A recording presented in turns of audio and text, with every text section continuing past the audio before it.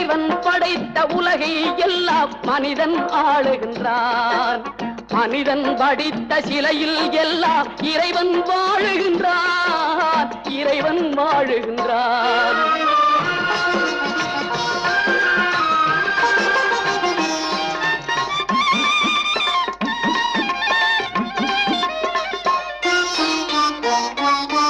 இரண்டு மனிதர் சேர்ந்த போதே எண்ணம் வேறாகும்.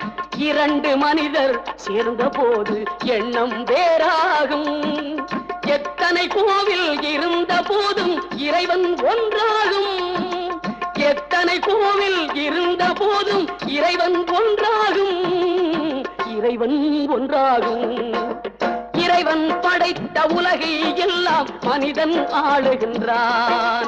மனிதன் படித்த சிலையில் எல்லாம் இறைவன் வாழுகின்றான்.